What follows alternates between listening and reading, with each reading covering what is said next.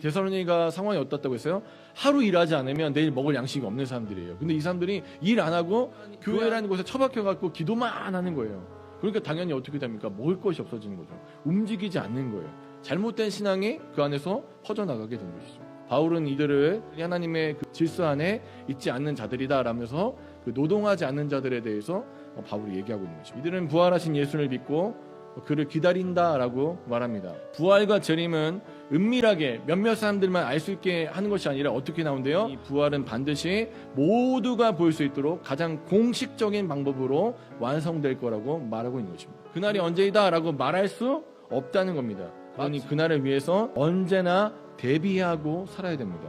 밤에 속한 자들, 낮에 속한 자들. 밤에 속한 자들 누구냐 봤더니 자는 자들, 술에 취한 자들은 그런 자들이래요. 근데 낮에 속한 자들은 어떤 사람이에요? 깨어있는 자들이고 정신을 차린 자들이다. 그런데 이 깨어있는 자, 술에 취하지 않는 자가 되기 위해선 극도의 인내와 절제가 필요합니다. 자는 자, 술 취하는 자의 특징이 무엇입니까? 의식이 없다는 거예요.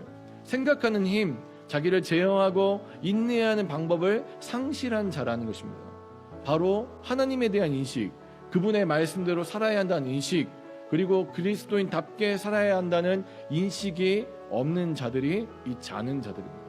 이것을 막기 위해 바울은 우리에게 두 가지 방법을 제안합니다.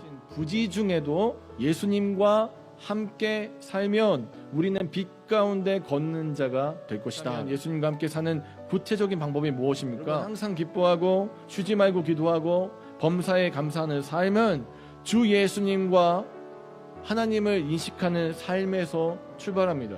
네가 예수 안에 머물러 있는 것만으로도 너의 삶은 달라질 수 있다는 거예요. 성령과 말씀을 무시하지 않는 자가 빛 가운데 사는 자, 정신 차린 자의 삶이고, 오직 우리는 이 거대한 두 기둥의 지지를 받을 때에만이 우리에게 주어진 삶을 제대로 살 수 있게 되는 것입니다. 깨어있는 것, 정신을 차리는 것을 유지하기 위해서 하나 더 안전장치가 있는데, 그것은 피차 서로 권면하고 덕을 세우는 일입니다. 연약한 우리는 서로의 울타리가 되어주고, 그래서 교회로서 서로를 격려하고 지지해야 합니다. 그러므로 주 예수의 재림을 기다리는 사랑하는 여러분, 빛으로 빛 안에 걸어가십시오. 깨어있고 정신을 차리십시오. 그러기 위해서 성령의 지지를 받으십시오. 성경의 지지를 받으십시오.